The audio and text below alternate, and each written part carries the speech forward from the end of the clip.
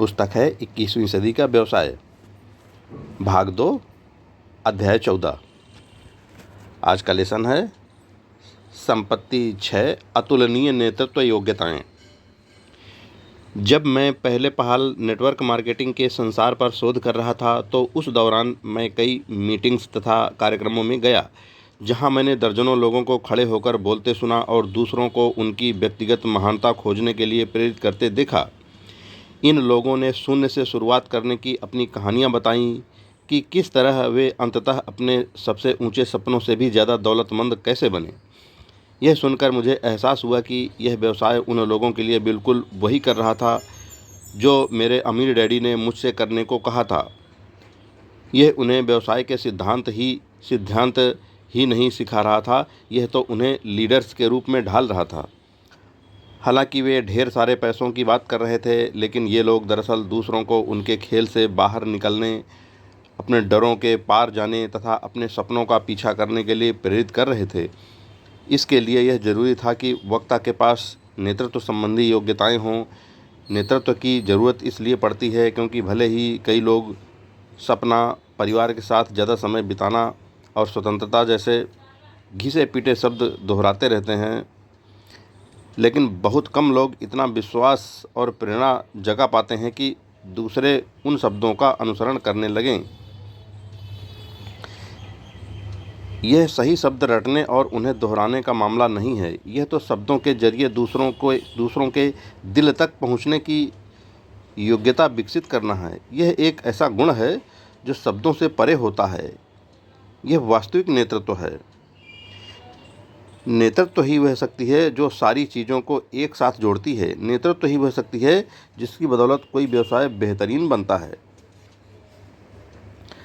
आप सोच सकते हैं कि नेतृत्व योग्यताएं संपत्ति -1 असली दुनिया की व्यावसायिक शिक्षा या संपत्ति 2 व्यक्तिगत विकास का लाभकारी मार्ग के हिस्से में शामिल होना चाहिए थी। तार्किक बात है, आप दोनों ही के पक्ष में दलील दे सकते हैं, लेकिन सच्चाई यह है कि नेतृत्व की क्षमता ऐसी योग्यताओं का इतना मूल्यवान, इतना शक्तिशाली तथा इतना दुर्लभ समूह है कि यह अपने आप में एक वास्तविक संपत्ति है और एक अलग अध्याय की हकदार है। सभी अन्य व्यावसायिक योग्यताएं महत्वपूर्ण होती हैं, लेकिन नेतृत्व ही वह शक्ति है जो सारी चीज़ों को एक साथ जोड़ती है। नेतृत्व ही वह शक्ति है जिसकी बदौलत कोई व्यवसाय बेहतरीन बनता है। हेडिंग: शब्दों को सीधे दिल तक पहुंचाना। मैं 50 और 60 के दशक में बड़ा हुआ था। उस वक्त जॉन एफ कैनेडी उन महानतम वक्ताओं में से एक थे जिन्हें मैंने सुना था।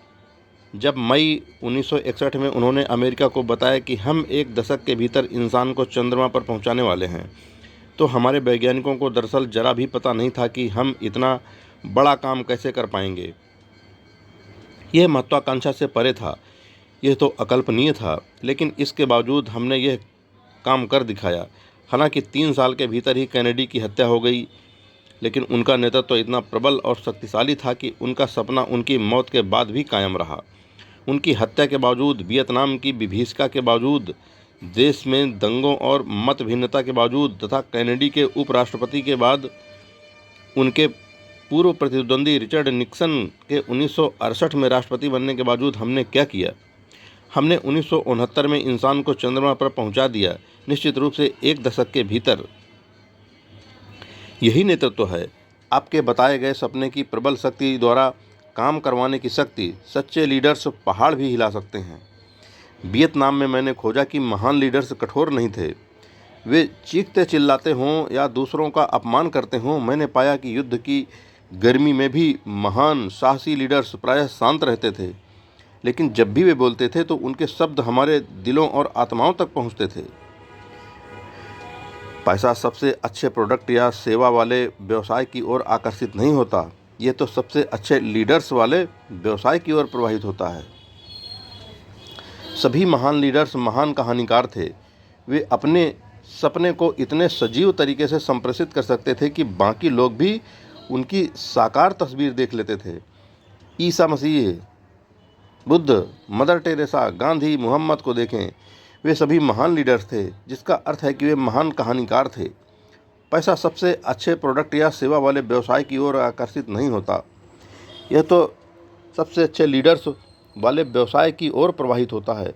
जो व्यवसाय अपनी कहानी बताने का तरीका भूल गया है, उसका धंधा भी जल्दी ही चौपट हो जाता है, भले ही उसके पास टनों सामान पड़ा हो। जब मैं कोई ऐसी कहानी देखता हूँ जो आर्थिक रूप से संघर्ष कर रही है, तो ऐसा अक्सर इसलिए होता है क्योंकि उसका लीडर कंपनी के सपने को संप्रेषित नहीं कर पाता, वह कहानी नहीं बता पाता। वह लीडर स्मार्ट तो हो सकता है, लेकिन संप्रेषण के मामले में कमज़ोर होता है। बी क्वाड्रेंट के लिए आपको नेतृत्व की जिन योग्यताओं की ज़रूरत होती है, वे उन प्रबंधन योग्यताओं से बहुत अलग होती है जिनकी आपको ई और एस क्वाड्रेंट में सबसे ज़्यादा ज़रूरत होती है। मुझे गलत न समझे, प्रबंधन की योग्यताएं महत्वपूर्ण हैं, लेकिन प्रबंधन और नेतृत्व की योग्यताओं में बहुत फ़र्क होता है। ज़रूरी नहीं है कि मैनेजर्स लीडर्स हों, और यह भी ज़रूरी नहीं कि लीडर्स मैनेजर हों। मैं एस क्वाड्रेंट के कई विशेषज्ञों या छोटे व्यवसाय मालिकों से मिलता हूं, जो अपने व्यवसाय का विस्तार तो करना चाहते हैं, लेकिन एक वजह से नहीं कर पाते, उनमें नेतृत्व की योग्यताएं नहीं होती। कोई भी उनका अनुसरण नहीं करना चाहता, कर्मचारी उन पर विश्वास नहीं करते, न ही उनसे प्रेरित होते हैं। मैं मध्यम श्रेणी के कई ऐसे मैनेजर से मिला हूं, जो कंपनी की सीढ़ी चढ़ने में इसलिए नाकाम रहते हैं क्योंकि वे दूसरों के साथ संवाद नहीं कर पाते। संसार ऐसे ढेरों एकाकी लोगों से भरा हुआ है, जो अपने सपनों का स्त्री पुरुष सिर्फ इसलिए नहीं खोज पाते क्योंकि वे यह संप्रेषित ही नहीं कर पाते कि वे कितने अच्छे इंसान हैं। संवाद जीवन के हर पहलू पर असर डालता है, और यही वह नंबर 1 योग्यता है जो नेटवर्क मार्केटिंग आपको सिखाती है। नेटवर्क मार्केटिंग लीडर्स कई बार खुद को सबसे ज़्यादा भुगतान पाने वाले कहानीकार कहते हैं। वास्तव में उनके सबसे ज़्यादा भुगतान पाने वाले कहानीकार होने का कारण बहुत सीधा सा है, वे दरअसल सबसे अच्छे कहानीकार होते हैं। नेटवर्क मार्केटिंग के व्यावसायिक प्रशिक्षणों में हिस्सा लेने पर मुझे कई बेहद सफल असली दुनिया के व्यवसाय मालिकों से मिलने का अवसर मिला, जिन्होंने अपने व्यवसाय शून्य से शुरू किए थे। कई बेहतरीन शिक्षक थे, क्योंकि वे सिद्धांत नहीं, अनुभव से सिखा रहे थे। कई सेमिनार्स में मैं प्रायः उनकी बिना लाग लपेट की बातों पर सहमति में सिर हिलाने लगता था, जब वे बताते थे कि व्यवसाय की असली दुनिया में बचे रहने के लिए किन चीज़ों की ज़रूरत होती है। सेमिनार्स के बाद मैं अक्सर निर्देशकों से बातचीत करता था। मैं इस बात पर हैरान था कि उन्होंने कितना सारा पैसा कमाया था, न सिर्फ व्यवसायों से बल्कि निवेशों से भी। कई ने तो अमेरिकी कंपनियों के कई शीर्षस्थ सीईओ से भी बहुत ज़्यादा पैसा बनाया था। बहरहाल इन निर्देशकों ने एक ऐसी चीज़ थी जिससे मैं और भी ज़्यादा प्रभावित हुआ। हालांकि वे अमीर थे और उन्हें ऐसे कार्यक्रम देने की निश्चित ही ज़रूरत नहीं थी, लेकिन उनमें अपने साथियों को सिखाने और उनकी मदद करने का जोश था।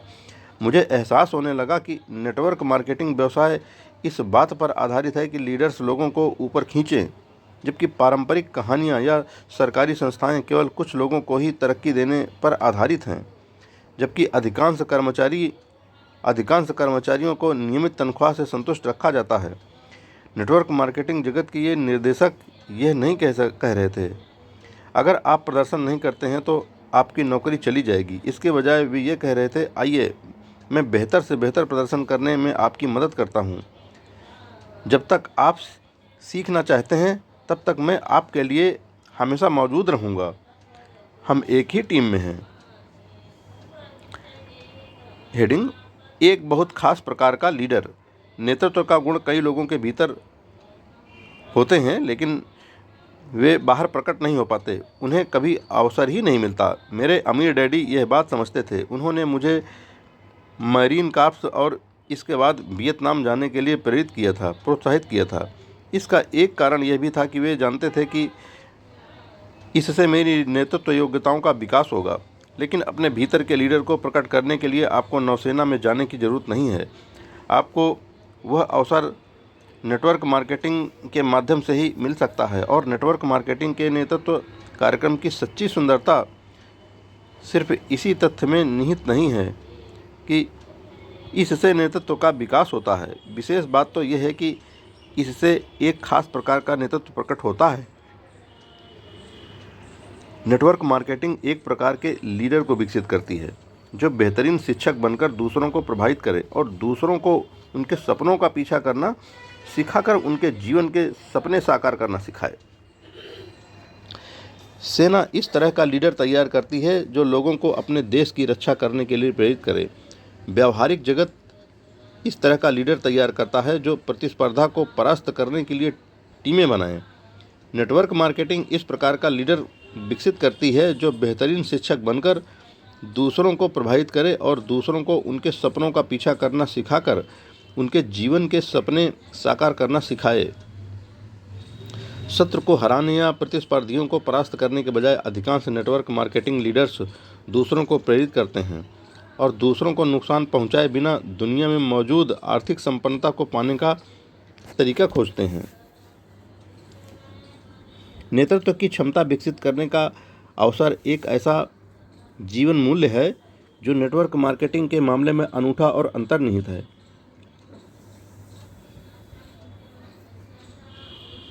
निश्चित रूप से आप किसी अन्य क्षेत्र में जाकर भी नेतृत्व के गुण सीख सकते हैं। यूं तो सेना, सरकार, कंपनी और जीवन के प्रत्येक क्षेत्र में लीडर्स उत्पन्न होते हैं, लेकिन बहुत ज़्यादा नहीं।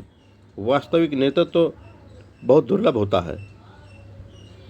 नेटवर्क मार्केटिंग को छोड़कर जॉन बड़े ही दिलचस्प अंदाज में बताते हैं कि ऐसा क्यों है।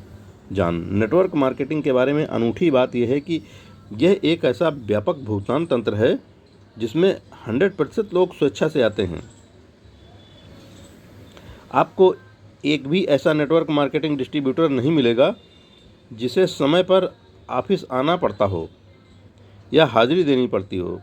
स्वतंत्र प्रतिनिधियों के रूप में किसी को भी नौकरी पर रखा था या निकाला नहीं जाता है। यहाँ हर व्यक्ति स्वेच्छा से काम करता है। कोई भी आपको यह नहीं बता सकता कि क्या करना है, कोई भी आपको आदेश नहीं दे सकता। तो फिर यह काम कैसे करता है? आखिर यह मशीन चलती किस इंजन के दम पर है? जवाब एक ही शब्द में छिपा है, नेतृत्व। और जो नेतृत्व आप अपने नेटवर्क मार्केटिंग व्यवसाय में विकसित करते हैं वह आपके जीवन के हर अन्य पहलू में भी नजर आने लगता है। नेतृत्व के 4 तत्व। पारंपरिक स्कूल आपको एक अच्छा कर्मचारी बनाने के लिए प्रशिक्षित करते हैं। वे केवल एक ही चीज़ पर ध्यान केंद्रित करते हैं, आपकी मानसिक योग्यता। यदि आप समीकरण सुलझा सकते हैं और परीक्षाओं में अच्छे नंबर ला सकते हैं तो आपको कंपनी चलाने लायक स्मार्ट मान लिया जाता है। मैं अगर आज एक सफल उद्यमी हूं तो इसका कारण है नौसेना में मुझे मिला प्रशिक्षण। मिलिट्री स्कूल्स आपको बेहतरीन लीडर बनने के लिए तैयार करते हैं और इसके लिए वे आपकी मानसिक ही नहीं बल्कि भावनात्मक, शारीरिक और आध्यात्मिक योग्यताओं पर भी ध्यान केंद्रित करते हैं। वे आपको सिखाते हैं कि भीषण दबाव में कैसे काम किया जाए।